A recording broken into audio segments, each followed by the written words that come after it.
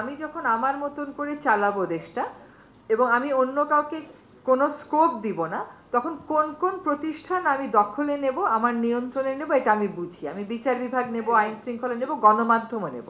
কারণ গণমাধ্যম মানুষের মন মানসিকতাটাকে সে নিয়ন্ত্রণ করতে পারে। তো আমরা এখনো সকাল হলে অন্তত হেডলাইনগুলো দেখে তো বের হই। হ্যাঁ, আর যখন একটা গণ অভ্যুত্থানের পরে একটা সরকারের পতন হয়, তখন এই এত বছর যাবৎ পরিচালিত একটা সিস্টেমে সকল ক্ষেত্রেই তো তার এলাইজ রয়ে গেছে। তার এলাইজ মানে তার অর্থে পুষ্ট লোকেরা রয়ে গেছে, ফলে এই অপপ্রচারটা চলছেই স্বাভাবিকভাবে এবং তারা নতুন পরিবর্তনটাকে মেনে নিতে পারছে না। আমি নিজেও তো কত অপপ্রচারের শিকার আগেও হয়েছি। হ্যাঁ, ধরেন খবরটা আমার আব্বার সম্পর্কে, ছবিটা আমার, তো আমার আব্বার সম্পর্কে খবর, আমার আব্বার ছবি দেন, আমার ছবি দিলেন কেন? টার্গেটটা তো আসলে আমি, আমার আব্বা তো না। হ্যাঁ, এবং মালিকানা কাদের হাতে চলে গেছে গত 20-25 বছর যাবত, এটাও যদি আমরা একটু দেখি, আসলে সংবাদ নিয়ে ইন্টারেস্টেড, আসলে মানুষকে তথ্য দিতে চায় এমন মানুষের হাতে তো সংবাদপত্র নাই।